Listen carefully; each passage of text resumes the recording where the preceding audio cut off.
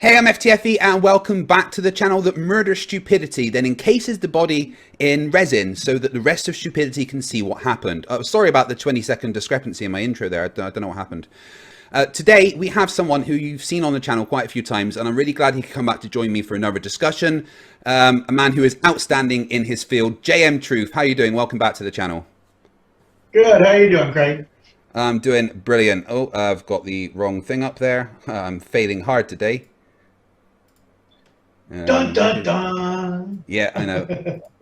Oh, no, I've just turned me off. Oh, goodness me. We're having a great start to this show. Give me a sec.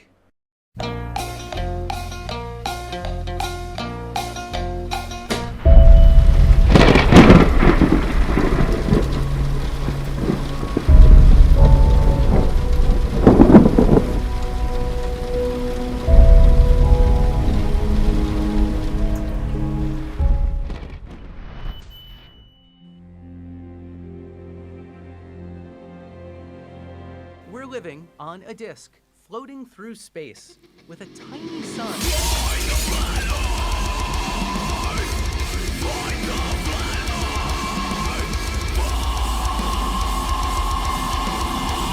You're doing this on purpose, dude. No, I generally just pressed the wrong thing, and now I've turned my camera off. Right, let's just get JM. Well, I had faith in you. Why not fail? That's fun. Oh my If you're gonna fail, going on? if you're gonna go down hard. Yeah. Soon meeting to. All right, there we go. You're up on the screen now. To get me back. Well, we're waiting. I don't know where my. I think I may have just turned off my camera feed. This is what happens with live entertainment, guys. Absolutely. All right, that's 117. So that'll be there. I will say to the producers of your show, if you'd pay this guy more, he probably could do a better job running this. There we go.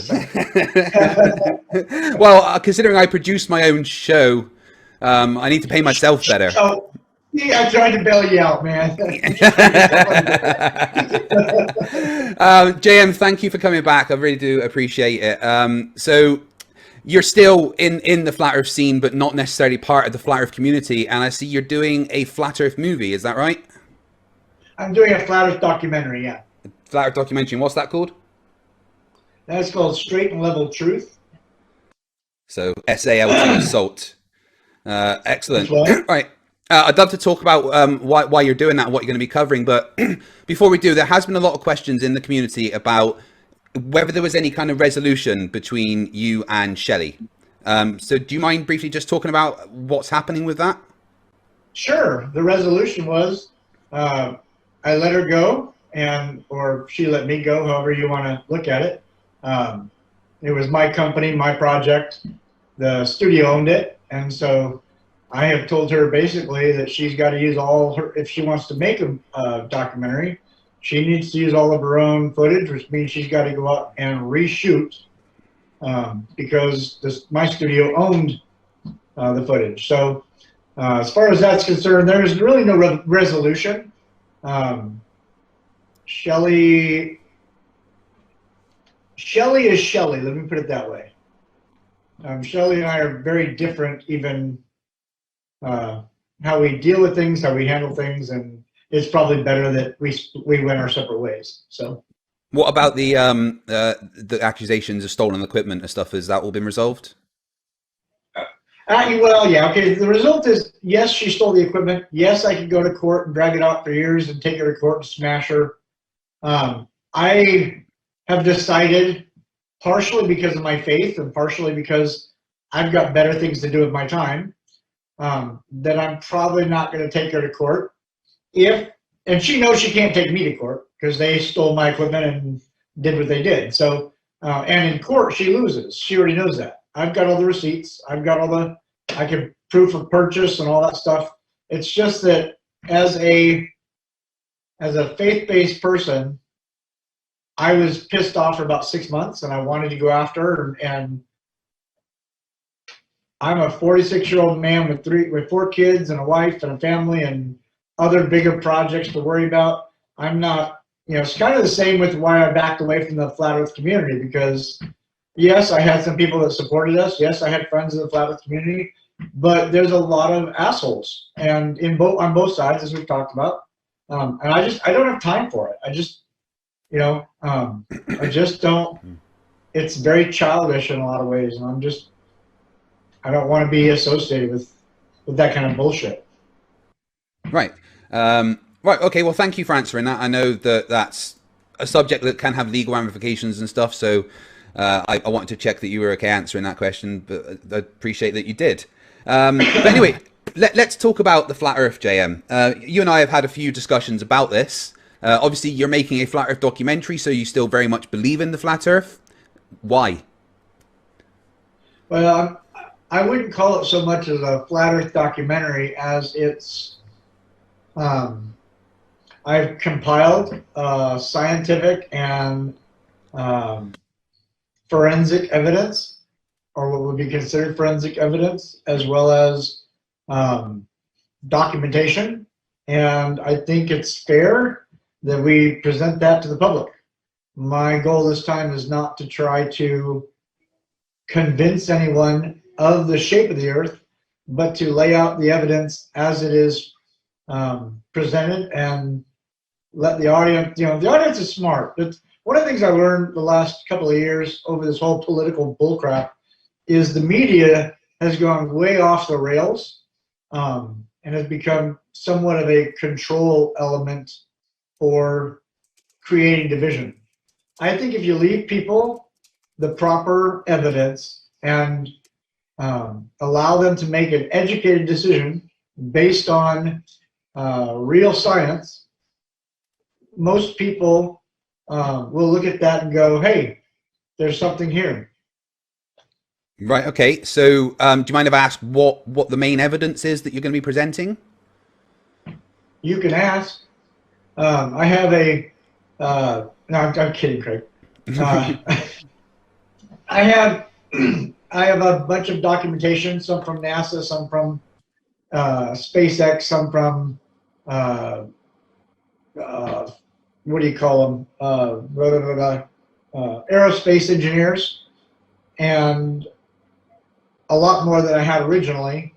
The evidence just keeps compiling, actually, which doesn't surprise me, as once I found the first few NASA documents, I realized that there had to be more. And so I spent a good majority of time digging through archives, looking for, not just, like I said, not just NASA documents, but military documents, aerospace documents, scientific notation that would lend itself to the argument of a stationary Earth.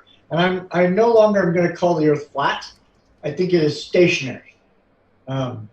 It's obviously not flat, meaning that it has ridges and rises and bumps. But I do think that it's absolutely not what we've been told. Right. Okay. So then we get into the whole conspiracy and why they're hiding it, but that's a whole other subject. So in regards to the NASA documents, I mean, I've seen all the NASA documents, and is there any of them that say the Earth is flat? Yes. I've got actually over 15 documents that say it is a flat, non-rotating Earth. Well, does it say anything about assumptions in those documents? No. So, okay, again, Craig, we had this discussion a long time ago. In the scientific community, let's go back to the beginning of science. The word assumption was not the same definition, and they've apparently changed definitions over years, which is going to make my argument really, really hard, in that I have to show how definitions are changed, like on Wikipedia. The word assumption was not a guess. It was a solidified, absolute scientific fact. And so when scientists say we take certain assumptions, those assumptions are based on facts. They're not guess. It's not a guess. It's but again, when you make an assumption for purposes of one thing or another, that's not saying that's what it is. It's making an assumption for a particular purpose. Craig. And is NASA a modern day organization? The important thing about language is you need to adhere it to specific industries. And if you're talking about NASA, you most certainly do you need to use modern definitions. And I don't think ever in science the word assumption has meant that is a pure fact. It just means that they're making that assumption for the purposes of something else. Then I would simply encourage you to go back and look up the old definition, because the old definition was an absolute fact. That is what it was in science. That's what it's been until modern day and recently when they changed it. But again, this is a whole part of the argument that I've got to lay out in the documentary and show how they've changed definitions. If you look at, in fact, I had a list of them. What's a modern day there was one they just changed, and I can't remember the word now. I'll have to go back and look it up. I apologize. Okay, right. Do you know what the fallacy of stolen concept is? Generally, yes. So, if I was to, spend my life saying that the world is a certain way, but something that I'd written was then taken to say that I was actually saying something else, that's called the fallacy of stolen concept. And it's a little what you're doing with NASA there, Jamie, because NASA unequivocally say the Earth is a globe rotating in space. There is no denying that's what NASA say. So to take a little bit of what they've said to say, oh, well, these particular words suit my narrative, that is what we call and what is defined as the fallacy of stolen concept. Except it's not just a little bit. If I take the truth, hold on, let me finish. If I take the truth, okay, and I change one word of the definition, have I changed the definition? Yes or no? If you take it, sorry, say that again. If I have a definition, and I change one word in that definition to imply anything other than what it is, have I changed the definition, the understanding of that word? It depends on the context. Usually, if you change part of the meaning of a definition, then it would, yes. If we go back then to the beginning of science, and we look up the definition of the word assume. And the word assume is not what we believe now, but it's kind of the same as U.S. Constitution. They've taken words as they were written, they've changed definitions in the Constitution, and they want us now to judge things based on modern day definitions versus what they were when the original intent was written. Every word must be defined by its original intent. I mean, I had, you said this before, and I went back into my research about the word assumption, and as far as I can find, there is nowhere ever that the word is not assumption, it's assume. Well, assume the same as well. They are not the same words, Greg. Even when I go back into the word assume, which then links straight to the word assumption, nowhere does in any of the definitions that I can find throughout history, the whole etymology of the word, say that assumption meant outright fact. Greg, then I don't know where you're looking, because, dude, I can go on Google and find it. I found it. I would absolutely love for you to show me that, because again, JM, I've done the searches and I can never find a point where assume means fact. Write it down and send it to me, and I will get you that notation. But you don't want to throw me under the bus and say I don't have any authority to speak on this matter, when actually I'm the only one with any authority to speak on this matter. Honestly, JM, I don't find that definition anywhere. And when we're looking at the word assume, especially in a document like for NASA, like for instance the document that talks about assuming the rigid body of an aircraft is traveling over a flat, non-rotating Earth. Well, yeah, you have to make that assumption to model a rigid body aircraft, because in relation to an aircraft flying over the Earth, it stays perpendicular to the point of gravity. That is absolutely how physics works, and it's how these documents work. And again, hold on, Jim. And again, if the Earth was in fact stationary. No. Otherwise, You assume physics of something a for the sake of stationary modeling, globe right? would have an effect on the station or the rigid aircraft. No, because it doesn't in physics. The rotating Earth doesn't have an effect on a body flying over the Earth in that way. Yeah, They want to assume figure that out when they about this. assume, it means that they are simplifying something for modeling purposes. That is what a model is when you take available data, remove extraneous data, and try and find what that model is trying to tell you. Assume So, has never, right? ever meant it is a fact. So we've always, in physics, a basic law has always been that nature abhors a vacuum. Outside Correct. of the vacuum of space and on Earth, is that still accurate and is that correct? Yeah. Okay, so why would it change between the Earth Why does and what a change? much larger, let me finish, and a much larger vacuum? If nature abhors the vacuum, the definition does not say nature abhors the vacuum except in the vacuum of space. It So says, I don't understand the question. What do you mean? it's really simple, Craig. Nature abhors a vacuum. Yet you've been taught that space is in fact a vacuum that surrounds Well, the it's an Earth. extremely low pressure system. Regardless, it doesn't matter. It's still a vacuum.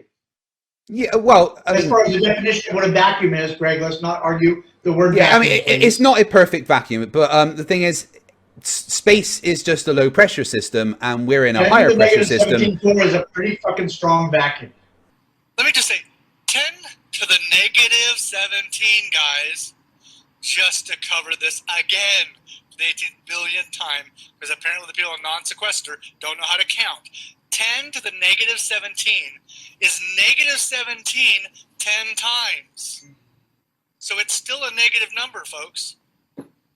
Does it change? It's basic math. Does it change when the exponential is an odd number? Because you're multiplying. No. Okay, it's always a negative number because you're multiplying by negative numbers. Yes. Like, I haven't been back to all that. I've been so busy traveling around the world and proving there's no curvature. Basically, when you go 10 to the negative 17, you're going to the right side of the decimal point. Yep. So you're already into the negative fractions. I'll look into it, Tim. For the sixth time, can you prove Will the you Earth admit that moves? you're wrong then, Jam and Nathan? I'm not wrong. I know mathematics. I know how math works. Okay. So Yeah, it's definitely an extremely low pressure, but that's no But you problem with can't Earth because we have a container holding our atmosphere in, so it's fine. We do not have a container. We absolutely do. I know. You believe that gravity is a container, but it's not a container, and not I mean, by a physics scientific definition disagrees. is gravity a container. Yes, it absolutely is. There is an acceleration you have to overcome. Energy needs to be expended to break the boundaries of the barrier. That's literally what a barrier is. Except that all barriers and all containers, a sealed container is defined by air, the existence of air pressure.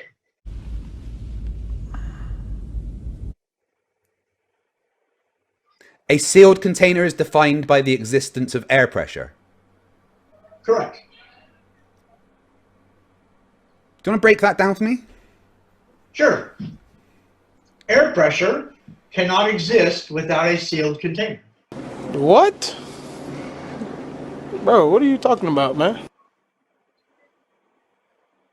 So you're saying that no pressure can exist without a sealed container, or just air pressure Correct. can't exist without a sealed That is a scientific physics fact. So you don't think that I could, for instance, have a vacuum and inside of that vacuum have an area of high pressure with no barrier separating them? Absolutely not. It defies the laws of physics. What if I showed you a video of that happening? What would you say? I would, well, first show me the video, and then I'd have to really evaluate it, because you would have just defied the laws of physics. Hold on. Hang on. Just, Oh look, there's After Effects. is there an issue here? There is no issue. So you don't realize the rocket's in front of the fucking line. Excellent. The rocket is not in front of the fucking line, you dumbass. It is in front of the fucking line. No, it isn't, dumbass, and I will demonstrate that to you in a moment. Is there an issue here with this rocket? There is no issue. Okay. JM, do you understand? Hang on. Do you realize the rocket is not perpendicular to the Earth, or are all of you fucking morons? Hey, there is no issue. It does have to be in order for balance to take place. There are no side boosters holding this rocket up. This rocket is not the same rocket that was attached to the side of that other booster. Even though it was a continuous shot. No, again, it was a continuous shot. It was good, actually. That is the dispute with rocket science, not the fact that Red's faked it. No. Because I've got half a dozen other people's videos of the same thing. Look here, Golden Globe winner. This fucking rocket, the bottom, you can't tell me. That's an Emmy. That's an Emmy, you idiot. I know what it is, loser Trump. I got it. The point is, I'm the loser because I'm the one with the award. So you have an award. What does that mean? That just means people like you. Great. I'm happy for you. Wonderful. Good for you. Good job. Well. Yeah. All right. But the point is, the bottom of this rocket, this black, is not soot. This is a paint job.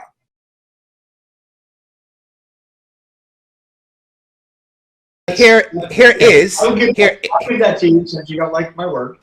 Here is what you're asking for. So this is all here is a vacuum of 10. Hold on, let me explain. Right, all of here is a vacuum of 10 to the -4 torr, and this is pressure, high pressure of ionized gas, so high pressure that they can almost create fusion with it. Vacuum, no physical barrier, but pressure. All there is something creating a barrier, a force. I thought you have a physics background. This is a pretty good example of physics. No, I thought you had a physics background. Yeah, I do. I have a degree in physics. So show me now where this exists in the natural world. This is the natural world. This is not the natural world. Yes, it is. This is a manipulation of the natural world. No. JM, in science, natural does not mean not man-made. Natural means not supernatural.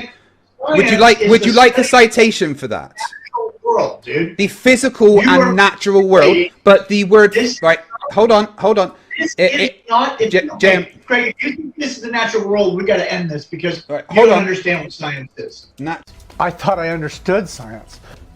Boy, was I wrong. Natural in science. Right, I need to show this because so many flat earthers get this wrong. All right, what does natural mean in science? I'm not a flat earther. This is not a flat earther. You don't think the Earth's a globe. You think it's stationary. That is what a flat earther is. All right. Let's not try and split hairs over the terms. You might not be part of the flat Earth community, but you don't think the Earth is a globe.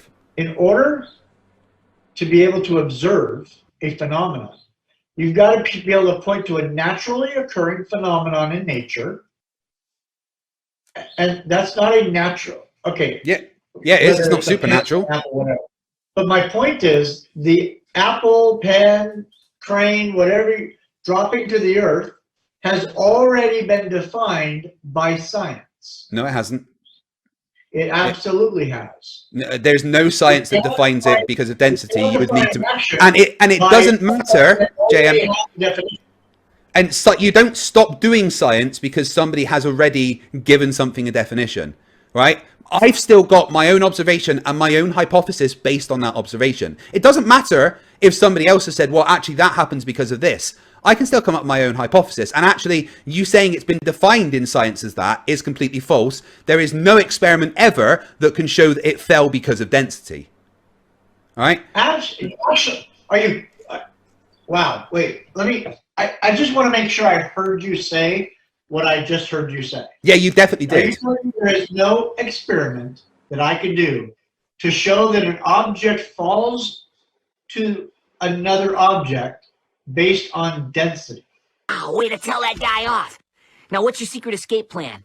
I guess to sit here and wait for death. Can do. What the hell was that? Phew. I don't believe it. No, not based on density alone, no. Okay. You simply can't. Right. Now we're going to get back to the Cavendish, right? Actually, right. We're going to focus on the Cavendish and JM. Hold on. More dense than the object surrounding. JM, we're going to focus. It's really not. We're going to focus on the Cavendish experiment and my hypothesis for. Right. Come on. Stop. Pay attention. Come on. Let's go back to do physics 101. Yeah, that's what we're doing, and we're going to go with my Cavendish right now. Right, so we've got my observation. JM, stop. We'll do the Cavendish. We'll do the Cavendish, and then we'll do yours. Okay? So I've given you my observation. I've given you my observation, and I've given you my hypothesis. All right? Cavendish is not a viable you keep saying that, but we're going to go through it and explain how it is. I've given you my observation, and I've given you my I've given you my hypothesis, right? So I've now got a prediction to make, and my prediction is that mass will attract mass regardless of the orientation, and that the distance between the center of masses and the size of masses will have an effect on the attractive force. That is my prediction from my hypotheses. Okay? So now I design an experiment to test that hypothesis.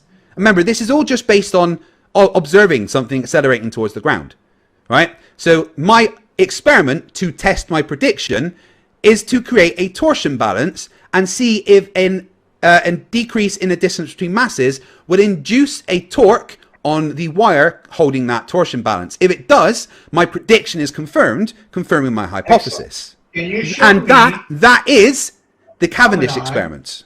In nature, that actually aligns with the Cavendish experiment.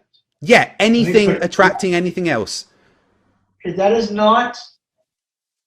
JM, I told you my observation. My observation in nature is that things appear to attract each other. For instance, a apple falling from a tree, a boulder falling off a cliff, a dead bird falling out the sky will all appear to be attracted towards the ground. Actually, that is my natural observation. Anything falling would be falling because it weighs more than the object around. That's your hypothesis. That's cool. But I've got my hypothesis, and my hypothesis has been tested. Motion acted on by an outside force. Yeah, Jan, so, again, that would be your hypothesis. And strikes the earth, it will continue to fall. Yeah, now again, that's your hypothesis based on the observation. I've told you my hypothesis is scientific fact. No, it's not, because it's not something that you've tested following the scientific method. Is it? Actually, I have, but billions of people have tested it. Are you kidding me? Billions, billion, trillions, trillion, million, 400 billion suns. So here is something that I can show to you that density has nothing to... Can you do an experiment once again, you just interrupted me in the middle of a conversation. In the middle of a sentence. On these rabbit trails. Not rabbit trails, right? We've explained how... JM, stop. Hold on. Right? Is your argument. Yeah, so, and I'm going to explain to you now how it's not density, right? So, I've gone through the scientific method and how Cavendish is a valid experiment. Please don't interrupt me. Please don't interrupt me. Please don't interrupt me. I'll interrupt you. You can finish, but I get to make... So, okay, I'm going to carry on talking. What I just showed you had nothing to do with density. You didn't show me anything. Right? And if you listen to me without interrupting, JM, we're going to get there. Right? So, I've already explained how... I want to make sure I understand... Once again, will you stop interrupting me and let me finish what I am saying, and then you may understand. Your definition of density. Right. Okay, so I'm going to finish what I'm saying. Please don't interrupt me, okay? I've already now gone through my experiment and hypothesis showing how the Cavendish is valid. But what I'm going to do now is explain to you how density cannot be an explanation for it. Yeah, once again, you interrupted me. Just try and restrain yourself and not talk for the next 2 minutes. Right? You're not going... Do me a favor, just try not to interrupt me for 2 minutes. That'd be wonderful. right? So I am now going to explain to you how density is not the cause of things accelerating either way. So now imagine we've got some 5 eggs in a basket and 1 egg in a basket, and we put them on a scale, right? Which side of that scale is going to go down? I don't know. I'd have to see which one weighs more. Well, let's assume that all of the eggs have the same weight and the same density, right? I've got 5 on one side and 1 on the other. Okay. Which side's going to go down? Okay, a guessing game. I would guess the 5 would go down. Right, brilliant. And because it's got 5 times the mass, right? It's got the same density. Yeah. Right. The eggs have the same density, but it's got 5 times the mass, so that one goes down and the other one goes up. Right now, we fill that solution with brine water that is the equivalent density of those eggs. And what's going to happen to that scale? I'm not sure what you're asking, Frank. Right. So I've got a scale, right, with these 5 eggs on one side and 1 egg on the other. The 5 have gone down and the 1 have gone up. We take those eggs on that scale, we put it in a container, and we fill that container with brine water that is the same density as those eggs, right? What's going to happen to that scale? I would assume the same thing. Well, no, if it's the same, if the medium's the same density as the egg, then it's going to balance, isn't it? So even though you've got 5 eggs on one side and 1 egg on the other, if they're the same density as the medium, it's going to balance, right? So 1 egg in brine water that weighs the same as the other 4 eggs. That has the same density, but obviously it weighs 5 times as less. But regardless of the weight in the situation of it being the same density, it will balance out. No matter how many is on one side and the other, if the eggs are the same density as the medium, right? Now hold on. So no matter how many eggs there is on one side and the other, in the same density medium, it's going to balance out. But now what happens if we make the density of the medium higher than the eggs? What happens to that scale then? On which side? Well, what's going to happen? Which way is it going to tip? The 5 eggs on one. Whichever's got the greatest mass, obviously. So which way is the 5 eggs going to tip? I guess towards the single egg container. So if you put the scale with the 5 eggs on one side and the 1 egg on the other in a medium that is more dense than those eggs, which way is it going to make the scale tilt? Is the 5 eggs going to go down, or is the 1 egg going to go down? The 1 egg is going to go down, obviously. Right, and the 5 eggs are going to go up. Right. What's your point? So my point is that the eggs, the 5 eggs and the 1 egg, they have the same density. However, you induce an acceleration in them. Sorry. You induce an acceleration in them. Hold on. Let me finish. You induce an acceleration on them based on their mass, right? What this shows is that the density has nothing to do with what's going to happen with acceleration-wise, okay? Density is one variable in the buoyancy equation. That's why when it's not in a medium, the 5 eggs will go down. However, if it's in a medium that has a higher density than the eggs, the 5 eggs will go up and the 1 egg will go down, because there is more mass for a force to act upon. Absolutely stupid. You don't understand it. That's the problem. No, I know. The problem is I do understand it so much that you look like an idiot right now just explaining it. You're adorable. So explain to me how density is the reason. 5 eggs, therefore it went down. If you want to relate it to acceleration, because you really don't understand anything about physics, bro. Oh, really? Cool. Hey! Do me a favor, Jim. What's the derivative? What's the derivative of 10x in regards to x?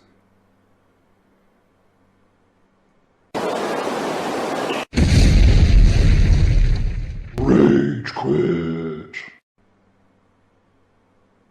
No? Oh, he's gone. He ran away.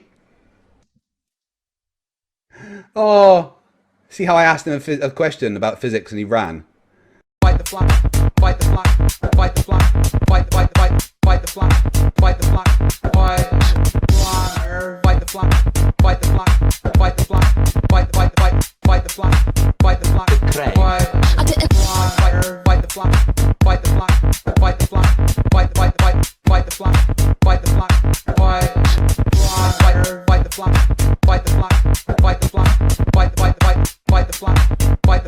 3.